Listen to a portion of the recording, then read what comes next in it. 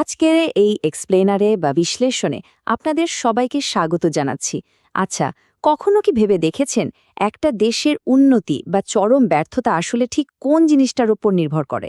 উত্তরটা কিন্তু খুব সোজা, তবে এর ইম্প্যাক্ট বা প্রভাবটা বিশাল, আর সেটা হলো নাগরিকের যোগ্যতা, দক্ষতা আর সততা। মানে আমরা আর আপনারা। রাষ্ট্রের অগ্রগতি পুরোপুরি নির্ভর করছে তার নাগরিকেরা কতটা দায়িত্বশীল, ঠিক তার ওপর। একজন সুনাগরিক কিন্তু দেশের জন্য আক্ষরিক অর্থে সবচেয়ে বড় সম্পদ। তা না হলে দেশের উন্নতি একদম মুখ থুবড়ে পড়তে বাধ্য। এই দারুণ ইন্টারেস্টিং বিষয়টার ওপরে আজকে আমাদের এই বিশ্লেষণ। চলুন একদম গভীরে ডুব দেওয়া যাক। আজকের এই আলোচনায় আমরা মূলত যে বিষয়গুলো নিয়ে কথা বলবো তার একটা ছোট্ট ম্যাপ দিয়ে দিচ্ছি। প্রথমেই থাকছে সুনাগরিকের গুণাবলী। এরপর দেখব এর পথে কি কি বাধা আছে আর সেগুলো কাটানোর উপায়। সবশেষে আলোচনা করব আর্থসামাজিক উন্নয়নে আমাদের ভূমিকা এবং আমাদের অধিকার ও দায়িত্বের সেই পুরনো কিন্তু খুব জরুরি সম্পর্কটা নিয়ে। তো শুরু করা যাক। তো প্রথমেই আসা যাক সুনাগরিকের গুণাবলী প্রসঙ্গে। এটাই কিন্তু একটা রাষ্ট্রের একদম মূল ভিত্তি। একটা ব্যাপার আমাদের খুব পরিষ্কারভাবে বুঝতে হবে, কেউ কিন্তু আকাশ থেকে সুনাগরিক হয়ে জন্মায় না, তাই না? এটা জন্মসূত্রে পাওয়া কোনো জাদুকরী ক্ষমতা নয়।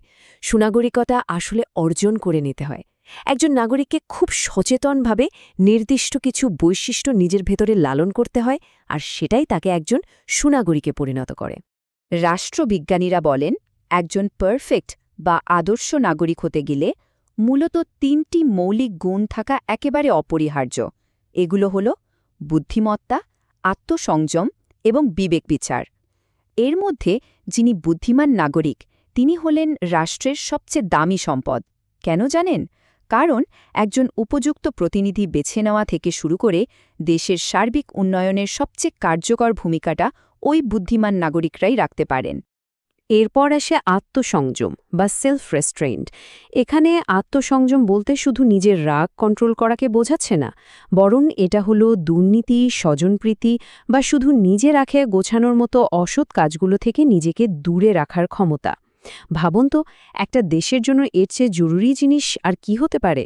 এই আত্মসংযমী একজন নাগরিককে নিজের স্বার্থের চেয়ে দেশের বৃহত্তর স্বার্থে কাজ করতে অনুপ্রাণিত করে।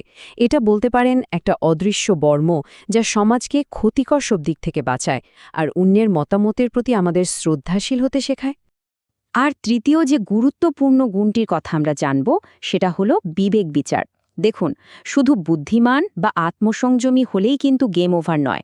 সেই বুদ্ধিকে আবার বিবেকের ফিল্টার দিয়ে পরিচালিত হতে হবে।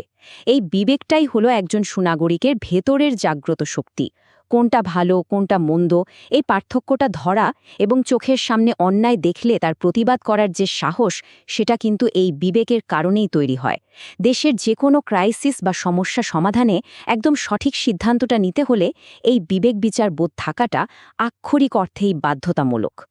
আচ্ছা, এতক্ষণ তো আমরা বেশ কিছু আদর্শ গুণাবলীর কথা জানলাম, কিন্তু আমরা সবাই জানি বাস্তব দুনিয়াটা এতটা মসৃণ নয়। তাই এবার আমরা কথা বলবো এই সুনাগরিকতা অর্জনের পথে আসলে বাধাগুলো কোথায়, বিশেষ করে আমাদের বাংলাদেশের আর্থসামাজিক আর রাজনৈতিক প্রেক্ষাপটে।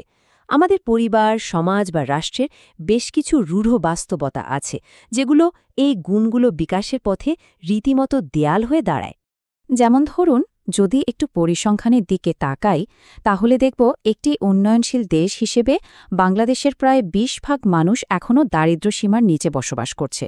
আর এই অর্থনৈতিক পিছিয়ে পড়ার সাথে আরেকটা জিনিস সরাসরি জুড়ে আছে, সেটা হলো শিক্ষার অভাব। আমাদের দেশের প্রায় ১/৫ মানুষ এখনও নিরক্ষর। চিন্তা করে দেখুন, যখন পেটে ক্ষুধা আর শিক্ষার অভাব থাকে, তখন এই বিশাল জনগোষ্ঠীর বুদ্ধিমত্তা আর বিবেকের বিকাশ ঘটা কতটা কঠিন। দারিদ্র্য আর নিরক্ষরতা সুনাগরিক হওয়ার পথে এক বিশাল অভেদ্য দেয়ালের মতো কাজ করে। শুধু অর্থনীতি নয়, আমাদের কিছু কাঠামোগত আর আচরণগত সমস্যাও আছে। যেমন ধরুন, নির্লিপ্ততা বা গা ছাড়া ভাব। এরপর আছে ব্যক্তিস্বার্থ, মানে দেশের চেয়ে নিজের লাভটাকে বড় করে দেখা।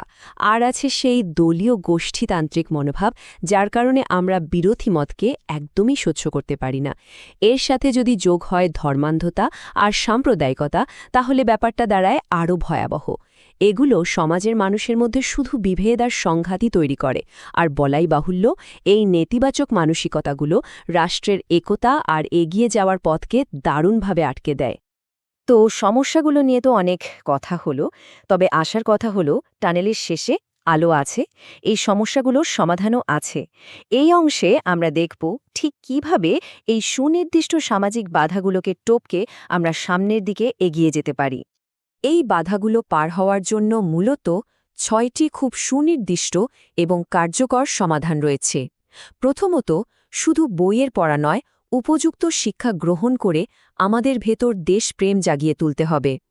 নিজের বা নিজের দলের স্বার্থের চেয়ে সবার কথা ভাবার সেই সর্বজনীন মনোভাবটা গড়ে তুলতে হবে। ধর্ম বা বর্ণ যাই হোক না কেন, সবার সাথে সমান আচরণ করাটা জরুরি। আর হ্যাঁ, আপনি যদি সংখ্যাগরিষ্ঠ হন, তার মানে এই নয় যে অন্যের ভালো কোনো মতামতকে গায়ের জোরে থামিয়ে দেবেন। সোজা কথায়, ব্যক্তিগত বা দলীয় ছোট গণ্ডি থেকে বেরিয়ে এসে পুরো দেশের মঙ্গলের কথা ভাবাই হল এই বাধাগুলো কাটানোর আসল মাস্টার প্ল্যান। এখন আপনাদের মনে একটা প্রশ্ন আসতে পারে, এই বাধাগুলো দূর করা আসলে কেন এত বেশি জরুরি? এর কারণ হল, একটা দেশের আর্থসামাজিক উন্নয়নে একজন সুনাগরিকের ইম্প্যাক্ট বা ভূমিকা আসলে অপরিসীম। দেখুন, সরকার যতই শক্তিশালী হোক না কেন, তাদের একার পক্ষে দেশের এত গভীর আর জটিল সমস্যাগুলোর সমাধান করে ফেলাটা একেবারেই অসম্ভব। এখানে আমাদের সবার অংশগ্রহণটা ভীষণ দরকার। কারণ একটু ভেবে দেখুন, দেশের নিরক্ষরতা, বেকারত্ব, দারিদ্র্য বা দুর্নীতির মতো যে মারাত্মক জাতীয় সমস্যাগুলো আছে, সেগুলো সমাধানের আসল চাবিকাঠিটাই হল সক্ষম নাগরিকদের সক্রিয় অংশগ্রহণ। একজন সুনাগরিক তার বুদ্ধিমত্তা, তার দক্ষতা এবং তার জাগ্রত বিবেক দিয়ে এই সমস্যাগুলোর একেবারে শেকড়ে পৌঁছাতে পারেন। আইনশৃঙ্খলা রক্ষাকারী সংস্থাগুলো যেখানে হিমশিম খায়, সেখানে নাগরিকদের সচেতনতাই পারে প্রত্যাশিত পরিবর্তনটা এনে দিতে। আমরা কিন্তু আমাদের এই আলোচনার একদম শেষ পর্যায়ে চলে এসেছি। এবার আমরা কথা বলবো নাগরিকের অধিকার এবং দায়িত্ব নিয়ে। এটা বলতে পারেন রাষ্ট্র এবং নাগরিকের মধ্যে এক ধরনের মিউচুয়াল বোঝাপড়া বা একটা সোশ্যাল কন্ট্রাক্ট। রাষ্ট্র যেমন আমাদের কিছু অধিকার নিশ্চিত করে, ঠিক তেমনি এর বিনিময়ে আমাদেরও রাষ্ট্রের প্রতি কিছু সুনির্দিষ্ট দায়িত্ব পালন করতে হয়। প্রথমেই অধিকারগুলোর দিকে তাকায়। আমাদের সংবিধানে যে মৌলিক অধিকারগুলোর কথা বলা আছে, তার মধ্যে রয়েছে জীবন বাঁচানোর অধিকার, নিজের সম্পত্তির অধিকার, স্বাধীনভাবে চলাফেরা করা আর নিজের ধর্ম পালনের অধিকার। এছাড়া স্বাধীনভাবে চিন্তা করা, সংবাদপত্রের স্বাধীনতা থেকে শুরু করে স্বাস্থ্য ও শিক্ষালাভের অধিকারও কিন্তু এর মধ্যে পড়ে। সবচেয়ে বড় কথা, এই অধিকারগুলো জাতি, ধর্ম, বর্ণ নির্বিশেষে প্রতিটি মানুষের জন্য। এগুলো ছাড়া একটা মানুষের মানসিক বিকাশ বা মানবিক মর্যাদা নিয়ে বেঁচে থাকাটা রীতিমতো অসম্ভব। কিন্তু মুদ্রার উল্টো পিঠটাও আমাদের খুব ভালোভাবে মনে রাখতে হবে। অধিকার তো পেলাম, কিন্তু নাগরিক হিসাবে আমাদের দায়িত্বগুলো কি কি? আমাদের প্রথম দায়িত্ব হল রাষ্ট্রের প্রতি অনুগত থাকা। এছাড়া দেশের সব আইনকানুন মেনে চলা, সৎভাবে নিজের ভোটটা দেওয়া, ঠিকমতো নিয়মিত ট্যাক্স বা কর দেওয়া এবং নিজের সন্তানদের উপযুক্ত শিক্ষায় শিক্ষিত করে তোলা। এগুলো কোনো অপশনাল ব্যাপার নয়, এগুলো আমাদের একেবারে প্রাইমারি এবং অবশ্য পালনীয় দায়িত্ব। তো পুরো ব্যাপারটার সারমর্ম হল ভারসাম্য বা ব্যালেন্স। নিজের অধিকারগুলো উপভোগ করার পাশাপাশি আমাদের সবসময় সজাগ থাকতে হবে আমাদের কোনো কাজের জন্য যেন অন্য কোনো নাগরিকের স্বাধীনতা বাধাগ্রস্ত না হয়। আজকের দুনিয়ায় শুধু অধিকার চাওয়ার চেয়ে নাগরিকের কর্তব্য পালন করার ওপর কিন্তু অনেক বেশি জোর দেওয়া হয়। কারণটা খুব পরিষ্কার, আমরা যদি সক্রিয়ভাবে আমাদের দায়িত্বগুলো পালন করি, তবেই রাষ্ট্রের প্রকৃত এবং দীর্ঘমেয়াদী উন্নয়ন সম্ভব হবে। আলোচনা শেষ করার আগে আপনাদের জন্য একটা খুব গুরুত্বপূর্ণ প্রশ্ন রেখে যাচ্ছি। রাষ্ট্র তো তার সংবিধান দিয়ে আমাদের অধিকারগুলো নিশ্চিত করার আপ্রাণ চেষ্টা করছে, কিন্তু প্রশ্ন হল, সত্যিকারের অগ্রগতি নিশ্চিত করতে সেই অপরিহার্য নাগরিক দায়িত্বগুলো কি আমরা ঠিকঠাকভাবে পালন করছি? একটু ভেবে দেখবেন, কারণ এই প্রশ্নটির উত্তর খোঁজার মাধ্যমেই হয়তো লুকিয়ে আছে আমাদের স্বপ্নের সেই উন্নত এবং সমৃদ্ধশালী বাংলাদেশ গড়ার আসল চাবিকাঠি। আজকের এই বিশ্লেষণে আমাদের সাথে যুক্ত থাকার জন্য আপনাদের